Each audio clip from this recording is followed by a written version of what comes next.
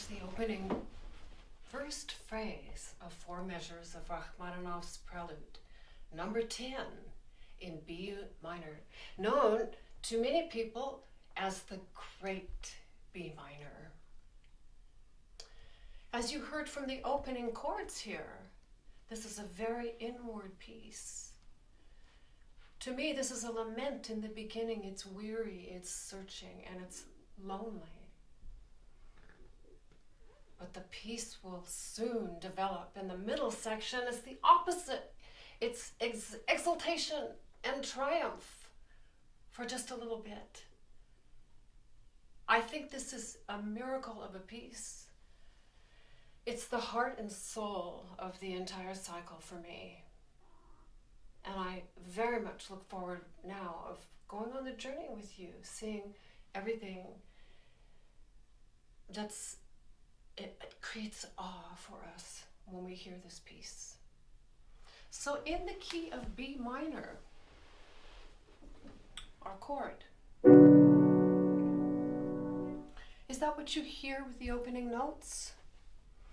No, you don't.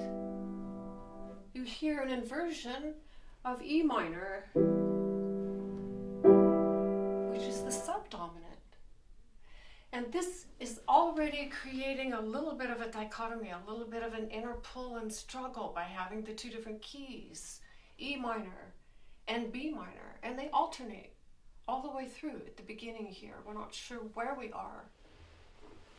It starts in 4/4 time on the upbeat with the Siciliano rhythm of the da da da da da da da da da da da 2 3 da da da da 1 2 3 4 da da da 2 3 4. That's the opening 4 measure phrase. Those 2s and 4s that I'm punctuating with my arms are another part.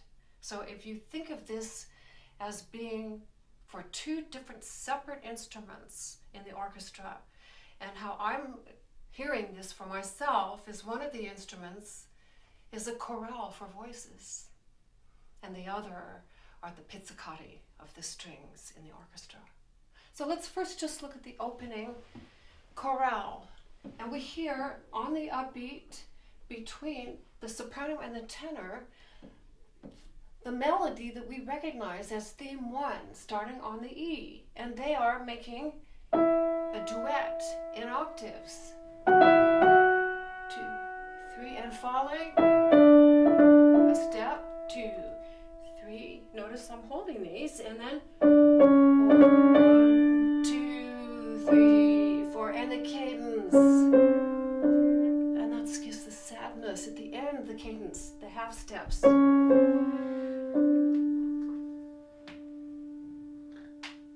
The voices below, the alto and the bass, make this part a little bit different here.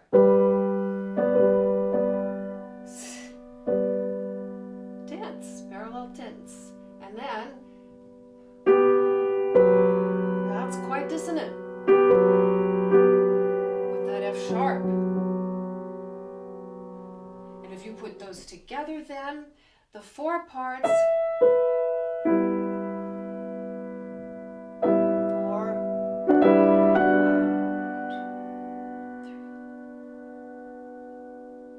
It's just so beautiful. I love just to listen to these chords and how they make me feel.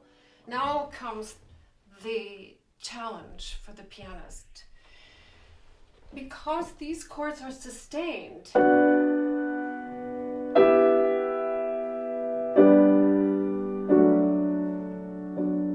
that's your chorale.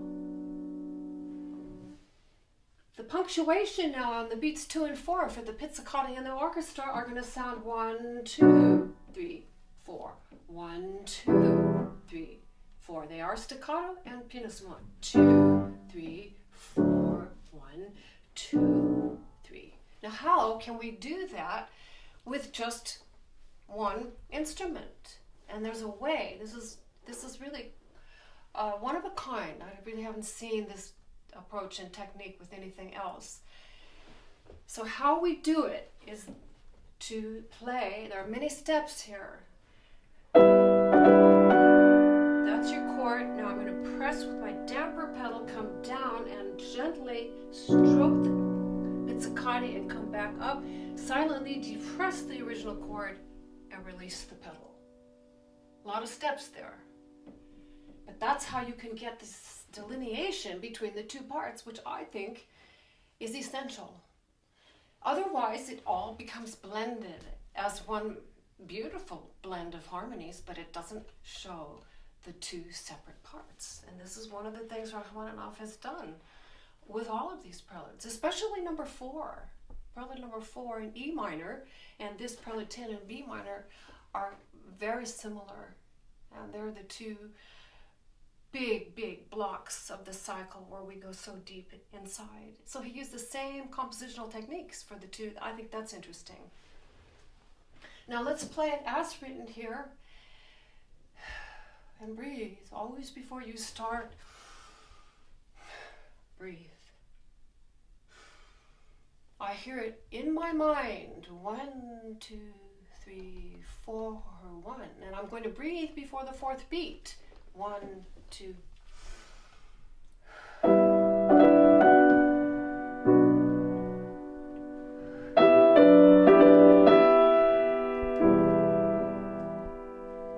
Fall. G major, D major, and B minor. Next phrase.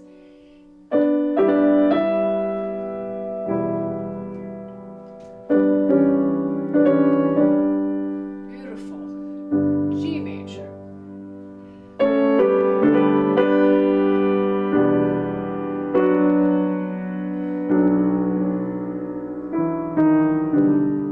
There's that chromatic cadence. Final phrase.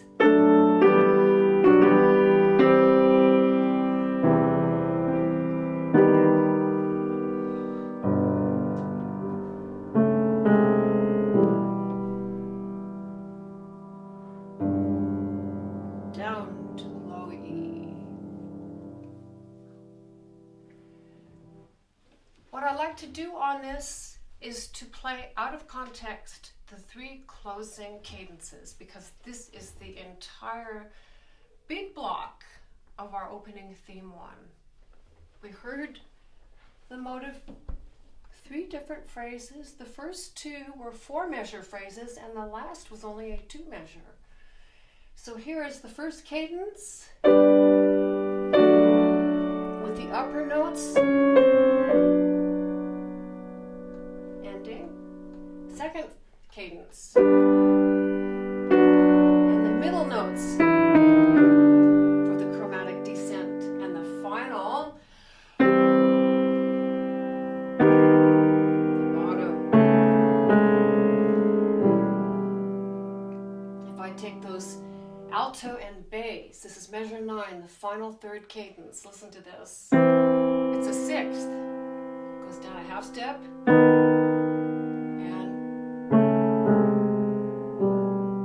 that's what touches us. Why does that feel like such a stab in the heart? It's because of the augmented here. Right here.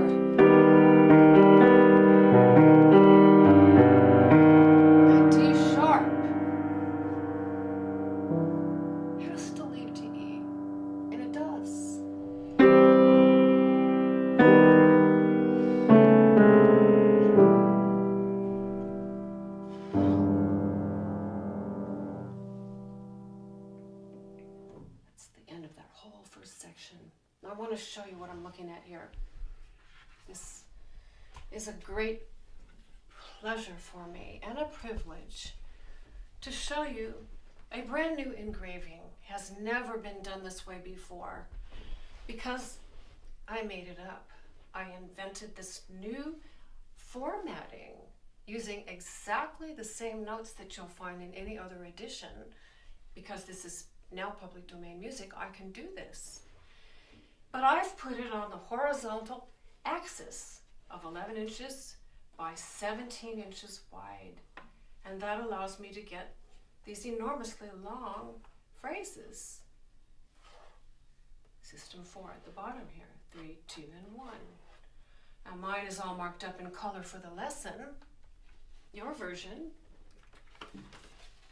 which you can get as digital downloads from my website, sallychristianmusic.com. Your main piece is on a 4-page chart, and then you get 2 more wonderful supplies that we'll be getting into. But this is what your version looks like. Isn't that beautiful? There's so much open space here. Now, one thing I want to point out here, which I'm very happy to offer in this edition, on the first system, and I did it only on the first system because I don't want to clutter up the music so much, and if you want, go ahead and do like fingerings. It's about the fingerings. This is the last thing we need to discuss of importance in our opening section, and that is the finger substitutions here. Notice that third chord in the left hand, I have fingers 1, 4, 5, but the 4 is in parentheses. The next chord for the right hand, fingers 4, 2, 1. The 1 is in parentheses, and the reason is because those are the fingers that are tied over and not to be played again. And that's a huge difference, enormous difference. Because if we take, for instance, this right hand in the opening, we're only playing the top third, and our bottom thumb on B is held. Listen to the difference that makes. Here it is without tied, and here it is with tied. It eases into it, and he's doing a blend of tied notes at different places between the hands all the way through, and that's what puts the singing into it. That's what puts it, transcends the piano as we think of stagnant vertical notes, and blends everything so that we can decay on a note. We can bend a pitch. A little bit of that's what gives this pathos to it, the poignancy to it. It's just absolutely gorgeous. And I do a little blending with the pedal too. Slowly release it. But I have to get down. And this one. This is so gorgeous, isn't it? See this one? It's stunning. I'm holding the 2 middle notes. The 2 and 4 are not played again.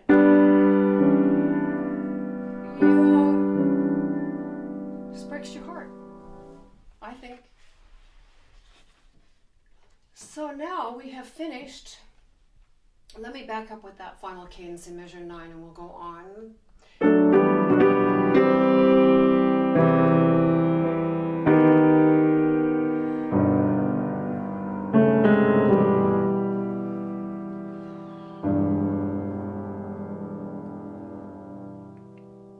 he takes the Siciliano motive and goes up.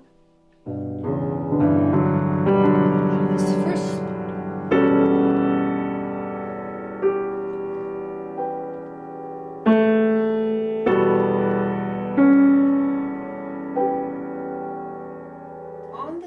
beats, we get our first indication of the rich harmonic expanded chordal language that he's using in this piece for the entire piece. And this is what makes it so exquisite and delicious to play and to listen to. Becomes full orchestra, and we are getting in this piece an expanded canvas of the same harmonies all over the keyboard. He's stretching these chords out, and he's in this case putting 2 different chords together. He's taking the E minor in the expanded form, putting the middle G, the third, up the octave, and then he's taking the 2nd scale degree of E minor, the F sharp, and building a chord on that. F sharp minor in 2nd inversion, root position, 1st inversion, and it together. Listen. It's just gorgeous.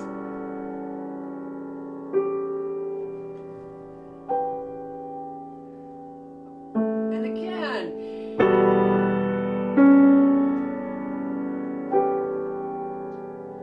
And then as written, with the Siciliano embellishing up and up and up.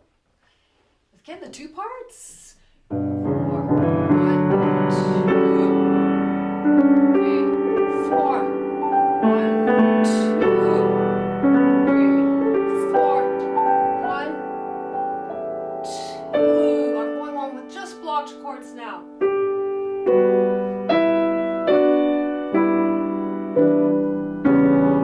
Another one of those gorgeous chords. And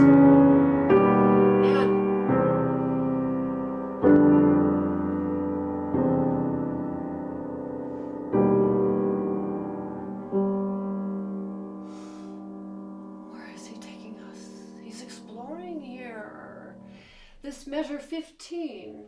In the bass, we have the tenor and the bass making the sixth, major sixth. And joined by a third voice, this G, right here on the second beat.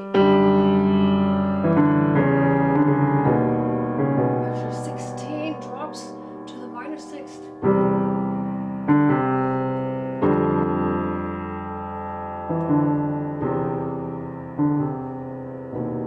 So sad.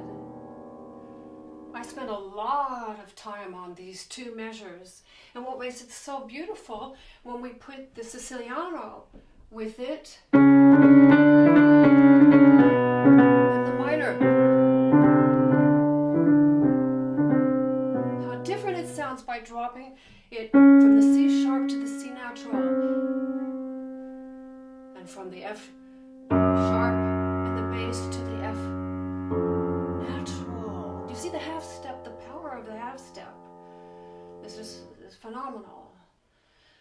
So putting now, starting on that last system, measure 13, on the second beat, I also wanted to show you that he starts with this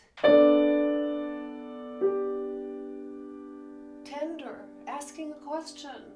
The soprano has the D and drops to the B. E, D, B. Sounds pretty simple, doesn't it? And then you put this Siciliano under it.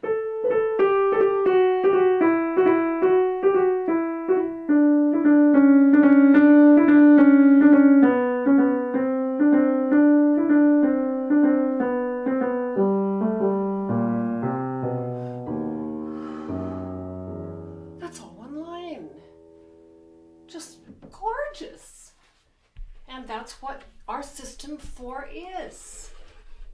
And that's one of the beautiful things about this chart, is that you get to see these as one long breath, one long paragraph, uninterrupted.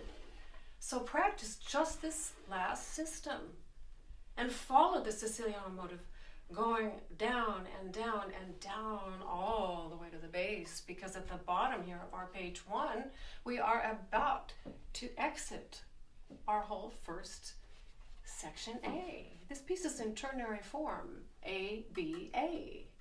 And at the bottom of our page 1 finishes the A section. So we need to play now as written, so you get to hear this. And the second and fourth beats, remember, are a second instrument. Listen to that. So tender. That's your first beat. Here's the second beat, and this sets up a suspension. In the G major, the A is the second scale degree. Here's your G triad. I'm showing this now because this is going to be the template he's going to use for the entire B section. In a major triad, G major here, this B natural is the third scale degree. That determines that it's major. If I just take the fifth, G and D, we don't know if it's major or minor. So to create a suspension, you can take the A, which is the second scale degree, and drop it. And that's the blend he's getting here. He's suspending and dropping to the consonants. Dissonance and consonants.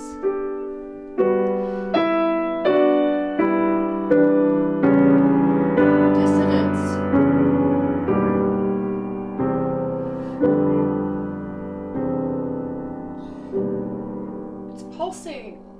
You can feel it moving.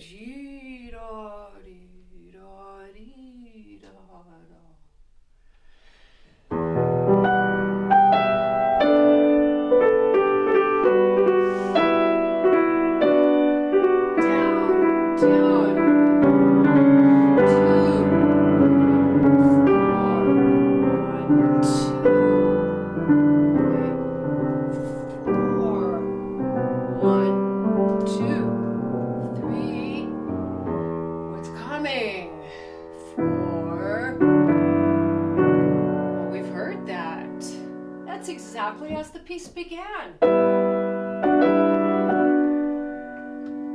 it's down an octave, and that's how we begin our page 2 of the chart. Pick up to measure 18. Now this is where we start to diverge.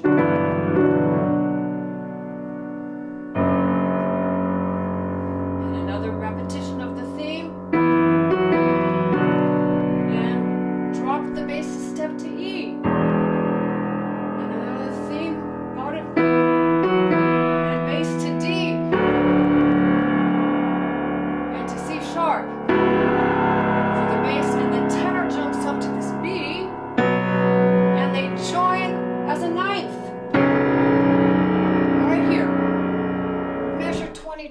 The official beginning of the development section as I have seen this piece. I made this analysis by 20 years of working on this piece. I may be right, I may not be, I may change my mind down the road, but as I see it today, I am calling this the development section, measure 22, and it's preceded by 4 measures of a descending B minor 5-finger pattern, announcing the tonality of our tonic B minor. Now, I said we had the tenor that had this octave, the bass in this just before measure 22, measure 21 had the C sharp 2nd scale degree, and the tenor had the tonic, the B. That's tension. So I guess I'll put it up an octave. Now, if I go in contrary motion with these two, put the bass down a step and the tenor up a step, I get this.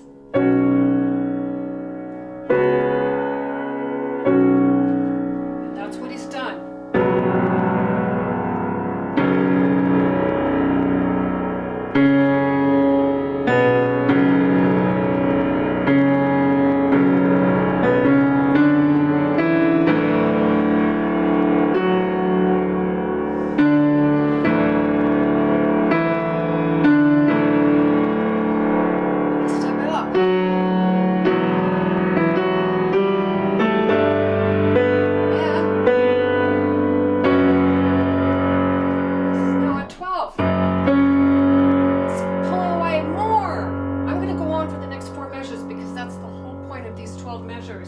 Where we're going.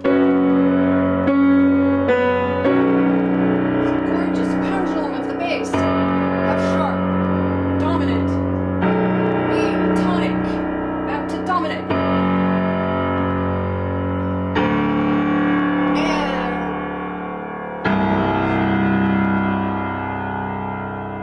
And that is what I mean about the unexpected development chordally of this piece. At that point, we have arrived at the midway point of the piece. It's the climax of the piece. We have a new chord of C major at that point. That's the Neapolitan chord. If you take your B minor, 2nd scale degree is the C sharp, but if you lower that C sharp to C natural and build a major triad on that, it's C major. And that is exactly what he chose for the climax of the piece, the C major tonality. I cannot wait to show you the other parts and what he builds here, how he gets us there. And I'm going to show you now the second. I just adore this. This is the satellite view what you get in your chart package. You get the black and white and you get it in color like this. You get it just like this. This is your entire piece on 2 vertical pieces of cardstock on the vertical axis, 11 by 17. And what I do with mine is to tape with heavy clear tape on the back, and they just fold up very nicely with all your 4 other pages for your working copy. That C major arrival of the Neapolitan chord happens right here on your satellite view. As you can see, we have finished half of the piece already by the time we get here. Now what I did on this, because it's ternary form, I put the A sections, ternary is ABA, I put the A sections in the pink box. As you can see, it ends with the same pink box, begins and ends. In the middle, on either side, are the blue, here and here. The climax in yellow, and the introductory modulatory phrase, which gets us out of the section A, I put in the green box. Those were the descending octaves in the bass of the B minor 5-finger pattern. And then you can see right here, I did something new on this satellite view. I put, because I like art pieces. I like to be able to turn pieces and see text and see images, so you have to rotate to see everything that's in there. And I did that on this. I put 12 measures here on this blue line here for this development section that we're going to analyze now. And then I also put it over here with this big blue box is also 12 measures. Now I was just amazed. I was really in awe when I saw that's in this piece, this incredible balance. This sublime piece is so completely balanced, and he knew this. How do you do that? How do you write 12 full measures and 12 full measures and put in the middle this surprise Neapolitan C major climax? How do you do that? And then get yourself back to the A section. And this is a miracle of a piece. So with this ascending, it's actually ascending chords. I need to play that. I didn't do that yet here, and this is because it's at the top of our page 2. Starting with our subject. Last time we hear the subject that as opening material is down an octave, pick up to measure 18, 2, 3, and then 4. 1, 2, 3, 4. 1, 2, 3, 4. 1, 2, 3, 4. 2, 3. From here on, the downbeat, the 1, is going to punctuate all of the next 12 measures. But before we got there, Rachmaninoff took the opening idea of the triplet. These are all triplets. 1, 2, 3, 1, 2, 3, 1, 2, 3, 1, 2, 3, 1, 2, 3. We don't know it really, but he gives us very clearly now, measure 18, steady triplets that are coming to the fore as a third part. This is just beautiful here. Here they are, the triplets. 2, 3.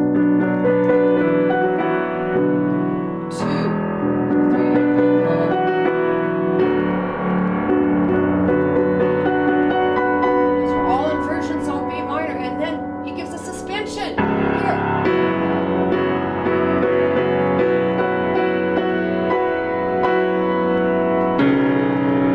And the triplets continue with this idea. This chord, if you invert it, is what he's doing for the triplets. So we have and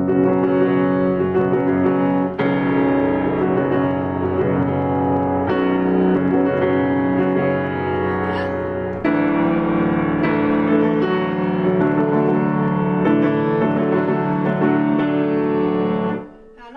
everybody together here.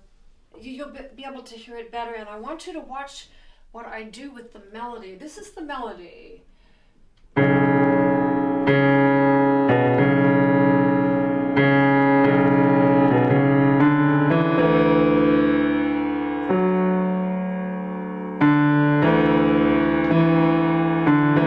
Those intervals.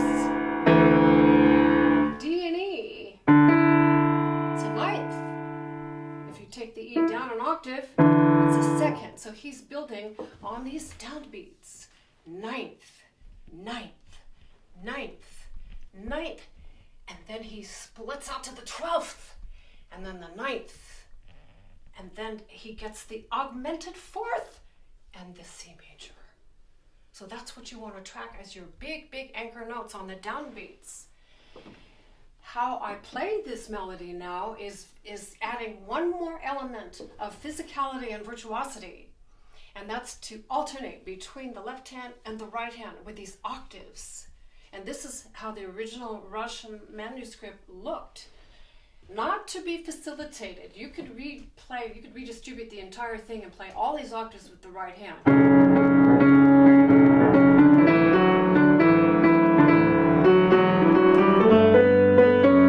that loses the power and the drama and the risk factor. And being able to sweep out with one hand over the other. And you have this choreography, this dramatic choreography with the body. And for the performer, it's risky, but once you get it, and then you can absolutely nail that pitch. That one harmony is played just with that hand instead of splitting between the two. It makes a difference how you project the tone, how you project the harmony. So that is going to look like this. Left, right. I won't talk, but just watch my arms. Watch which hand plays what.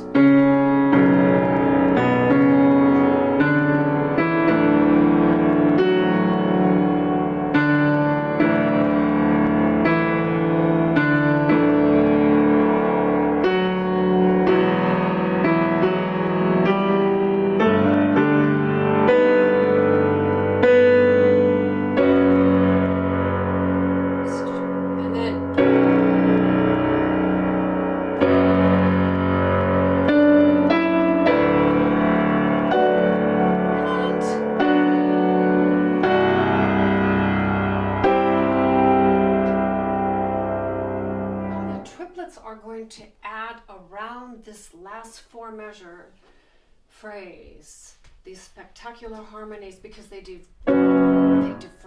That's inverted, measure 30.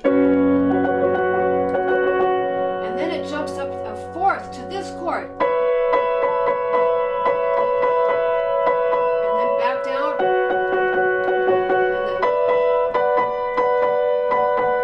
And then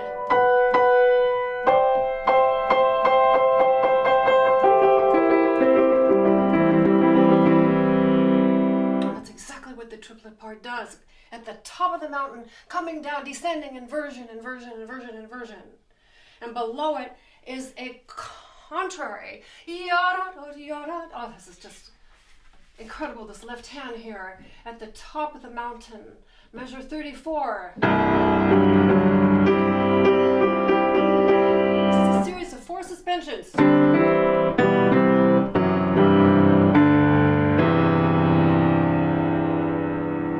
Those together. Now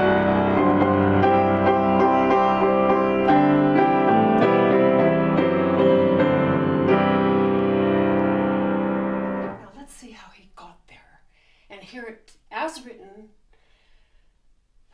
with these 12 measures.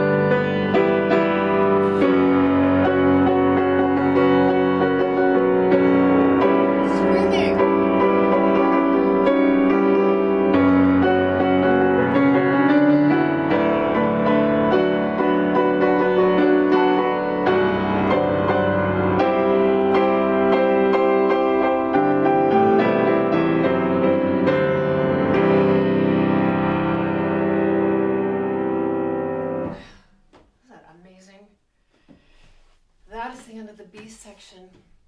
Arriving at the climax brings us right to our page 3. This incredible augmented fourth. And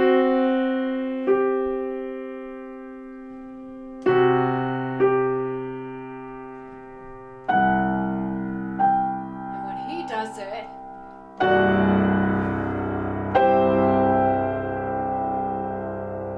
I'll tell you a little story here that I always think of about the augmented fourth. Maria. That is the augmented fourth that Leonard Bernstein used because it is, for him, it was the heart chakra opening. And that's one of the things about music. It is the universal language because we don't need words for it. We can feel it in our body. And that reaching up augmented fourth, and that is exactly what he has used here for the climax of the piece. This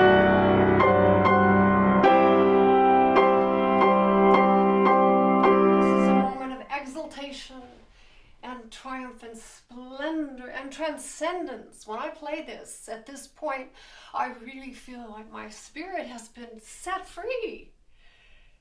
That's what I mean about the middle section of this piece being such a complete contrast to the utter loneliness and desolation that it begins and ends with, this piece. So you could call this a life journey, couldn't you? Because we have those moments of splendor and triumph in our life. In the middle of very dark periods too. We all do as human beings. This is part of the human condition, and be able to have it expressed for us in this form. Not only is it uplifting to us to hear such beautiful composition and imagination, but it's comforting for us because we can relate to it.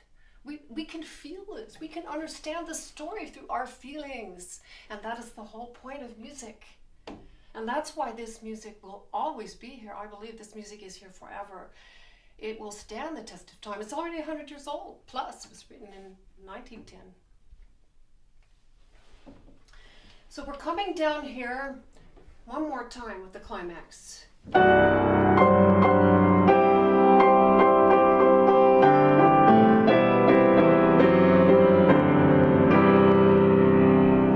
Difference of that against the suspended. He could have just come down with the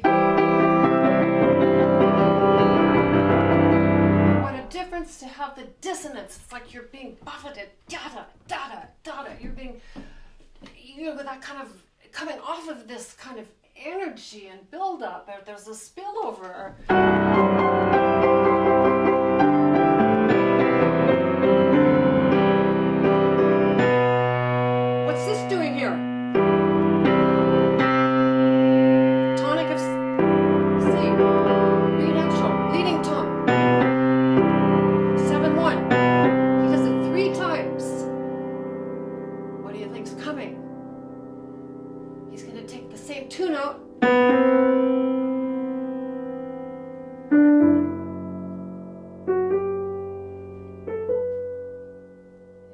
Not going to believe this, what's coming now.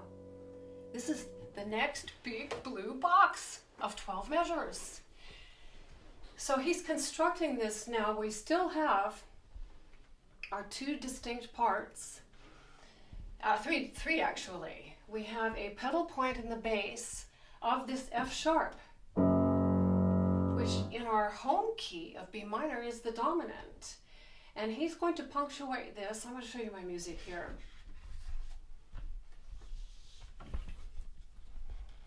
Again, as I said, this is all marked up for the lesson. This is the climax of the piece. It's a great start point for you at the top of your page 3. There's a fermata here on that last C chord. And then we begin the next 12 measures. And this is an ascent, going up and up and up and up for system 2, and down and down and down and down and down for the last system 3. These are a unit. And the amazing thing is here, he is using the two key areas of our B minor home key and its relative major, D major, all supported by the dominant of the home key, F sharp, as a pedal point. This is, I almost don't even know where to begin because there's so much to tell you here. What I'm going to first do now, we know our bass is this 1, 2, 3, 4, 1, 2, 3, 4, 1. Again, the 2s and 4s, right? This is how many there are. We're almost done with this one, and now look what he goes. He does a stretto. Twice as fast and back and forth. That is exactly what the bass part does. The soprano has on the 2s and 4s. Now I'm going to put these two together. This is measure 37. We have a B and a D and an F sharp. Well, that's the B minor triad. And then the next measure, that's what I mean. There's the D major. And then, that's your ascent at the top. First inversion of D major. And we're at the top here. And then it goes what I consider a stretto. It's condensed, it's twice as fast. And this is the line between the soprano descent. And listen, these are by themselves the pitches.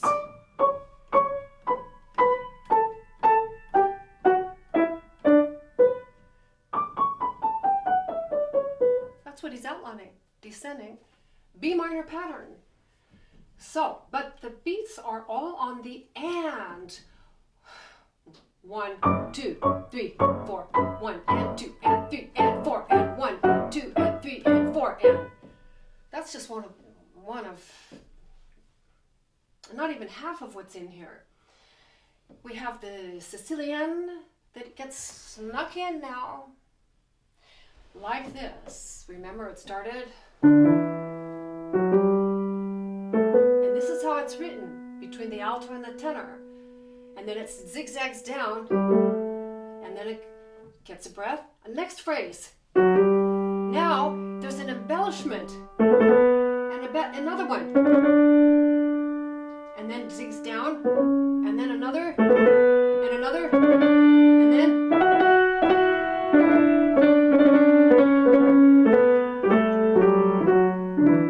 this is complicated. And what I made for you, this is your last supplement that you get, and I did this because these are these 3 measures 42 and 44. It's called the special attention practice for these measures. And you'll be able to see by looking at this that this descending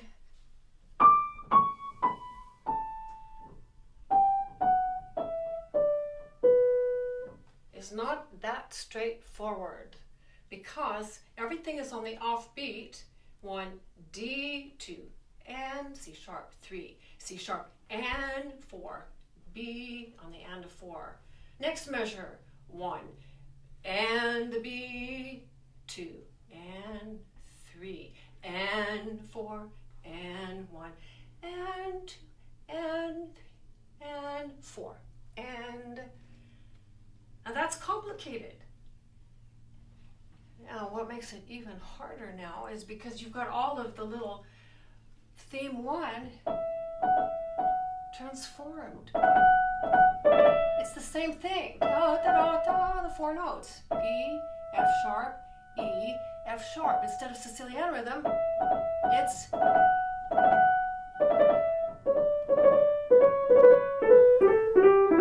are you going to think of that? How do you do that? So he's doing that. This will be very, very helpful for you. You can see the bass here. Everything is on the and. Punctuated, so you'll have great use. I put in red the Sicilian idea because those notes all have to be followed.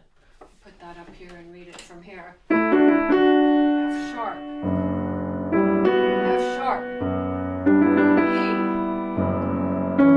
D, D, C sharp, C sharp, B, B, A,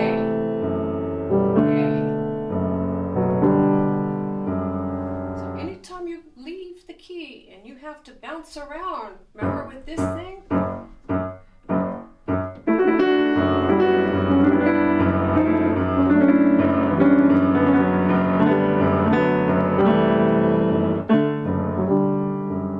Not easy at all. The right hand does the same thing. Up to D. Drop to C sharp. I hear these in pairs. And that is why I made the first letter bigger. D, C sharp, E, B, A, G. Do you feel the pulling down? Pulling down. That's the weightiness of it.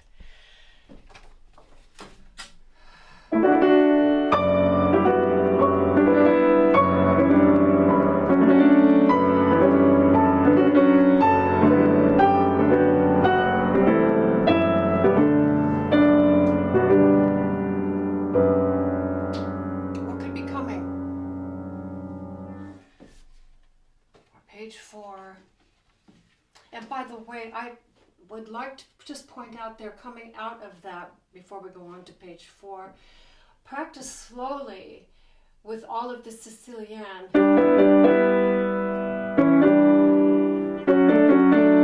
it's all a little different.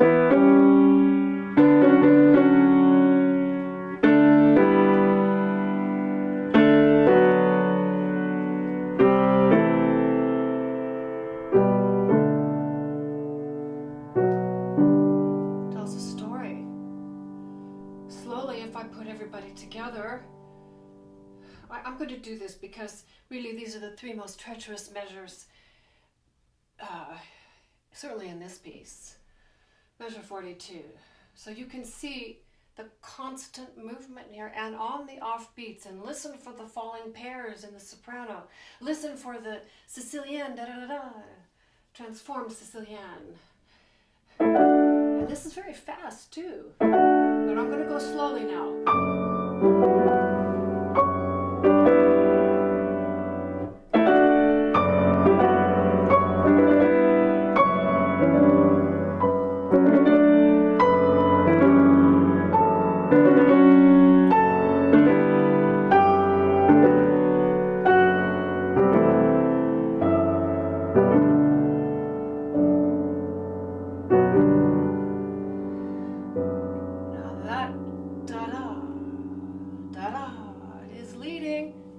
Ostinato, like this. That happens 7 times, and the 7th time is taken with the left hand to introduce the cadenza, which is how he closes this whole last 12 measures after our Neapolitan area. So here we are now at the top of our working page 4, and now he goes to 3/4 time, and he's taking in the left hand the sextuplet with the rest. And if I block this part, these are the rising lines of the harmonies that you're going to hear.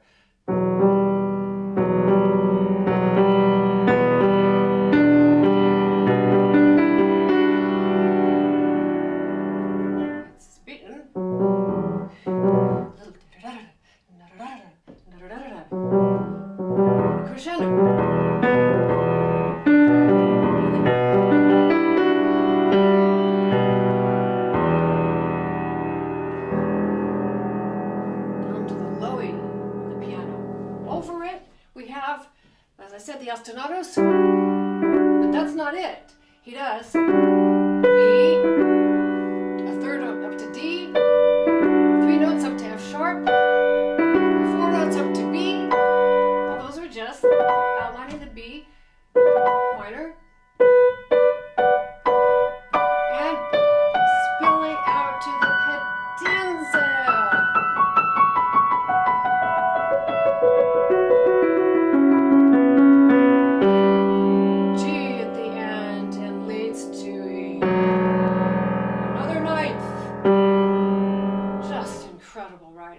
So if we put the right hand, let's count the beats. 1 and 2.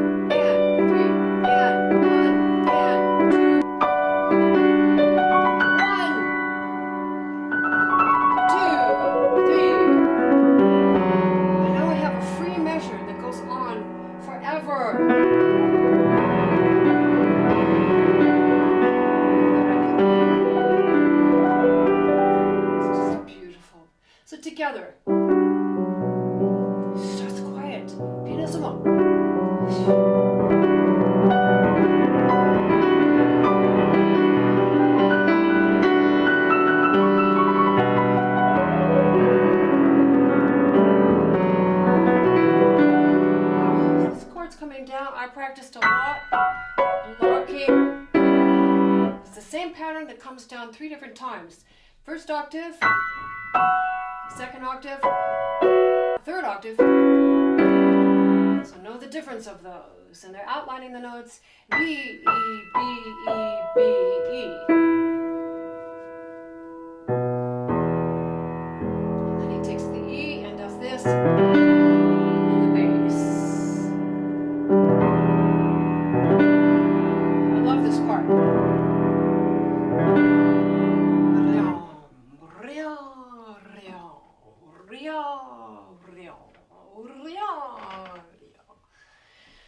I'm showing you how you can play with this. Here are the different instruments. What else is there? It could be guitar strumming. It could be a harp. And then you get this ethereal veloce here with the soprano, the right hand.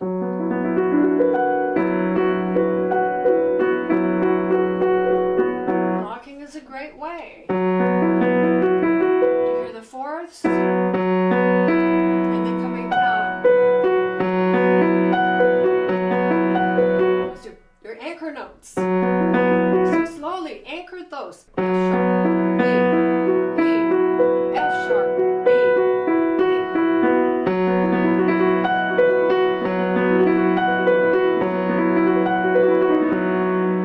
Let's put it together.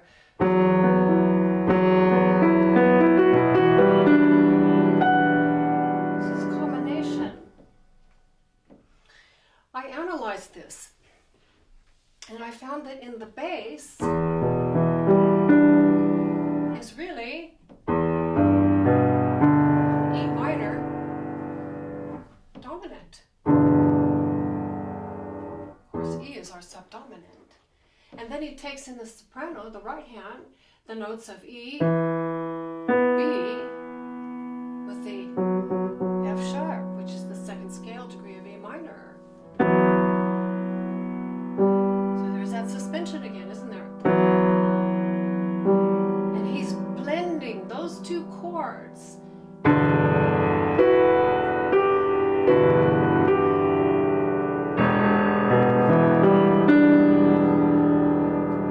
This is the tapestry that we get. To me, this is like a cosmic explosion, leading from the beginning of the cadenza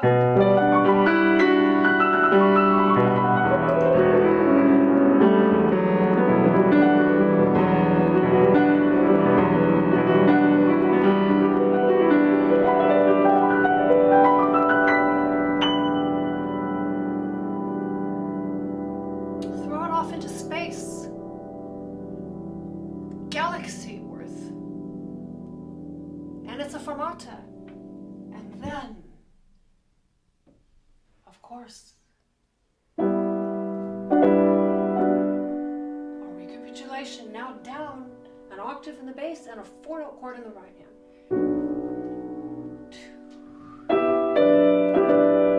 We couldn't pull out. We're back to the heaviness, the weariness.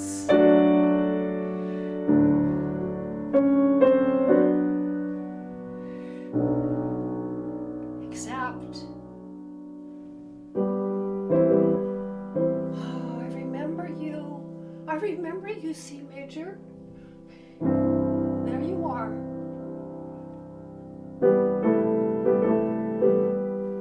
But you're not going to stay, are you?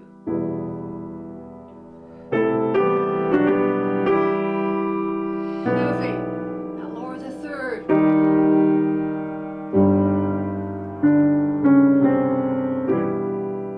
Cadence. Now come up.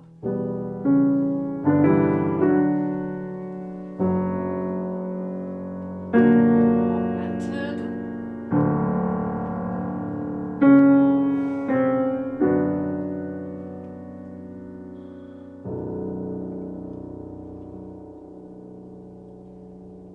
A glimmer of hope. B major.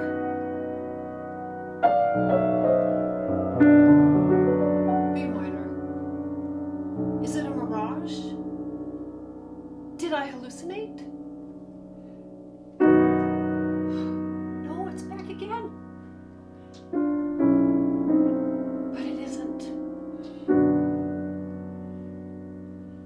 2. Final. Closing.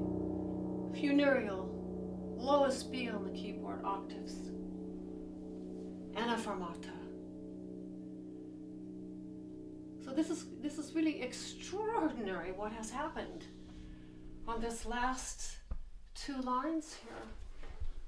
Here's your working copy, page 4, and there's the recapitulation. Here's this fabulous cadenza.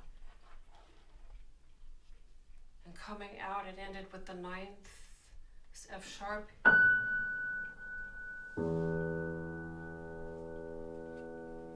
And that same, isn't this beautiful? It takes those 2 pitches, the F sharp and the E, and what comes next? The same 2 pitches.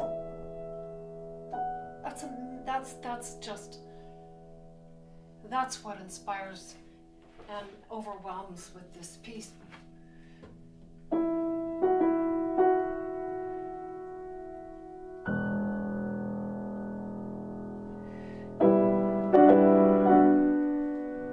the B minor, now we're back to B minor.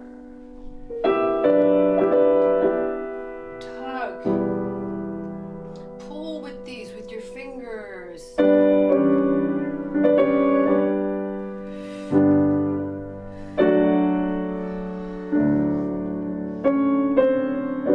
There's that poignant cadence. I'm playing this again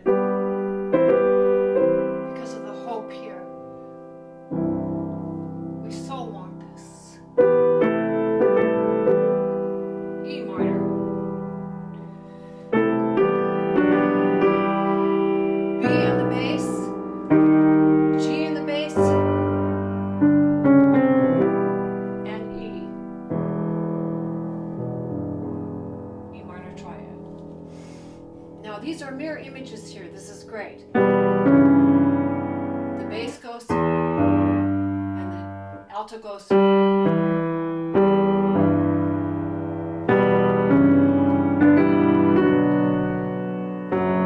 D augmented, C6/4,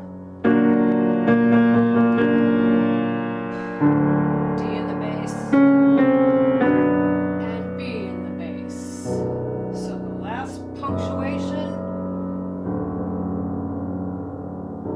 on beats. 2, 4, 2. 1, 2. 4,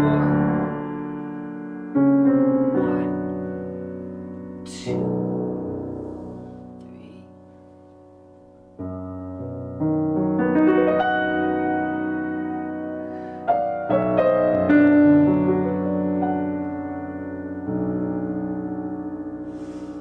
One more D sharp for the major. And D natural B minor.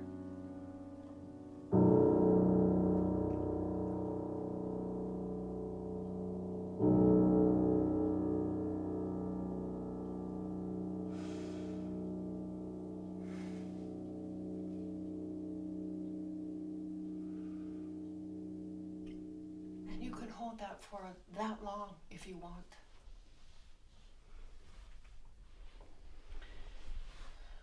Wanda Landowska called Variation 25 of the Goldberg Variations the crown of thorns. And that's how I hear this piece. It's about that far into the cycle, number 10 of 13. And we have gone to the deepest, darkest, most difficult parts of our psyche with this piece. And as is true with the Goldbergs, from 26 to the end, 26 to 30, it's a finish of jubilation. And it's similar with this cycle too. And the next one, number 11, I'm just telling you a little bit of a sneak preview here. We're not left in the wilderness here with number 10. Because with number 11, he's picking up that last B octave we heard, bringing it up an octave, and taking the B major. It's just a spectacular spectacular transition. It's the last of the parallel major minor accommodations, going from 10 in B minor to number 11 in B major. So there is hope. It's not over. But because we've been through this, we have been so deeply moved and impacted. We've been through a cataclysmic experience with this piece. We are really in awe. Awe is a good word. When we're so moved by something, we have no words for it. We are in awe. And I believe that the residual impact of that awe stays with us. We're altered. If you've ever been to a great concert where you are speechless with being overwhelmed by the beauty and the authenticity of it and the power of it, you really can't speak. And you're left processing this, and it stays with you. At least it does for me. It stays with me always. I've been altered and transformed. And I think that's what this piece does. And in the process of being altered and transformed, we are expanded as human beings. We have more compassion. We have more empathy. We have more relatedness with each other. We're all in this together. We're all human beings doing the best we can, being and doing life. And having this piece to do life with really makes a difference. It's made a huge difference for me. And I hope this has been helpful for you. I hope you learn the piece. I hope you play it. I hope you have hours of not only comfort and solace, but expansion and exhilaration and triumph with the great B minor. Thank you very much.